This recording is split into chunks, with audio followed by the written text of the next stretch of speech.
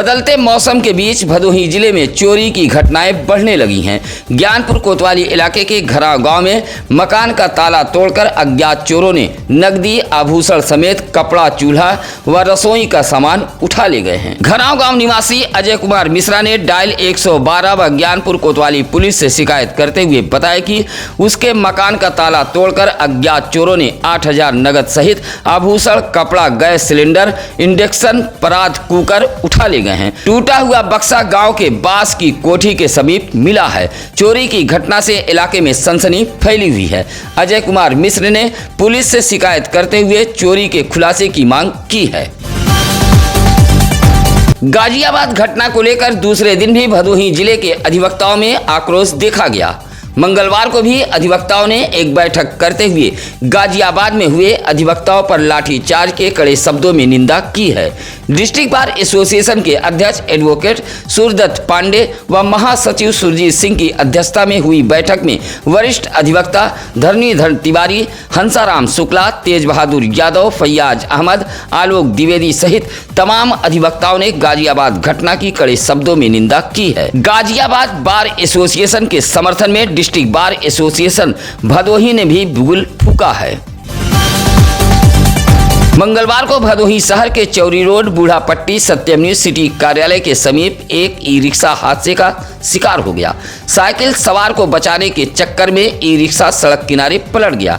संयोग अच्छा था कि ई रिक्शा चालक के अलावा कोई यात्री ई रिक्शा पर सवार नहीं था, अन्यथा कई घायल हो सकते थे।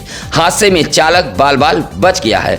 ई रिक्शा इंदिरा मिल से पायल टाकीज की तरफ जा रहा था। बूढ़ापट्टी सत्यम न्यूज सिटी कार्यालय के समीप पहुंचा, तभी अचानक ई रिक्शा के सामने एक साइकिल सवार आ गया। साइकिल सवार को बचाने के चक्कर में यह हादसा हुआ था। कोयरोना थाना इलाके के केवटाही गांव में चारपाई पर सो रही एक 17 साल की किशोरी सर्पदंश की शिकार हो गई। परिजन अस्पताल लेकर पहुंचे थे, जहां मौत हो गई। केवटाही गांव निवासी श्यामधर बिंद की 17 वर्षीय पुत्री बेबी रात का भोजन कर कमरे में चारपाई पर सोई हुई थी। परिजनों ने बताया कि आधी रात के बाद बेबी उठी और परिजनों से शरीर में दर्द और जलन होने की बात कहने लगी। परिजनों ने देखा कि चारपाई के समीप एक सांप बैठा हुआ है। सर्प देख परिजन मंजर समझ गए। परिजनों के मुताबिक बेबी के पैर में सर्प ने काटा था। आनन फानन में एक अस्पताल लेकर पहुंचे थे, जहां डॉक्टरों ने मृत घोषित कर दिया था। मंगलवार को विद्युत विभाग के अधिकारियों ने ज्ञानपुर के सरपतहा लखनऊ में ताबड़तोड़ चेकिंग अभियान चलाया है। ज्ञानपुर पावर हाउस के जेई अनिल यादव के नेतृत्व में चलाए गए इस चेकिंग अभियान में 10 बिजली चोरी करते हुए पाए गए हैं। वहीं 6 बाईपास कनेक्शन भी मिले हैं। विद्युत विभाग के अधिकारियों ने 20 लोगों की बत्ती गुल कर दी है।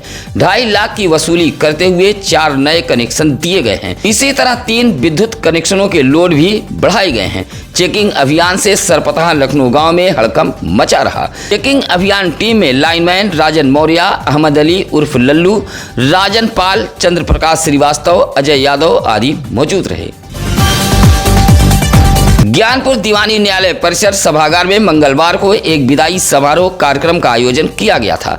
कार्यक्रम के मुख्य अतिथि माननीय जनपद न्यायाधीश दुर्ग नारायण सिंह रहे। विशिष्ट अतिथियों के रूप में न्यायालय के तमाम माननीय न्यायाधीश भी शामिल रहे। सिविल जज जूनियर डिवीजन कार्यालय में दफ्तरी पद पर तैनात रहे ज्ञानपुर निवासी ओम बहादुर श्रीवास्तव सेवानिवृत्त हुए हैं। सेवानिवृत्त न्यायालय कर्मी के विदाई समारोह के लिए कार्यक्रम का आयोजन किया गया था, जहां माननीय जनपद न्यायाधीश व अन्य तमाम माननीय न्यायाधीशों ने साल, प्रभु श्री राम की फोटो, अंगवस्त्र, तुलसी की माला, रामायण, दीवाल घड़ी, टार्च, छाता देकर सम्मानित किया है। और माननीय न्यायाधीशों ने रिटायर कर्मी ओम बहादुर श्रीवास्तव के उज्जवल भविष्य की बात कही है। कार्यक्रम में न्यायालय के तृतीय चतुर्थ श्रेणी के सभी कर्मचारीगण मौजूद रहे। भदोही जिले का स्वास्थ्य महकमा पूरी तरह बेपटरी हो चुका है। गरीब मरीजों को मिलने वाली स्वास्थ्य सुविधाएं अब उससे दूर होती जा रही है। स्वास्थ्य विभाग के अधिकारियों की घेराबंदी से मौजूदा समय में खुद मुख्य चिकित्सा अधिकारी डॉक्टर संतोष कुमार चक अपनी परेशानी दूर करने में लगे हैं। स्वास्थ्य सुविधाओं की बदहाली की शिकायत दुर्गागंज के भानीपुर सामुदायिक स्वास्थ्य केंद्र के अंतर्गत आने वाले कुंडवा ग्राम सभा में मौजूद आयुष्मान आरोग्य मंदिर से सामने आई है। आरोग्य मंदिर ग्रामीणों के लिए सफेद हाथी साबित हो रहा है। गांव के ही चंद्रभूषण शुक्ला ने बताया कि आरोग्य मंदिर पर 15 अक्टूबर से ही ताला लगा है। सीएचओ ढूंढने से नहीं मिल रहे हैं। आरोग्य मंदिर पर आने वाले जरूरतमंद निराश होकर सिस्टम को कोसते हुए लौट रहे हैं। मंगलवार को शिक्षा विभाग के जनपद एवं ब्लॉक स्तर के टास्क फोर्स के अधिकारियों ने परिषदीय स्कूलों का ताबड़तोड़ निरीक्षण किया है।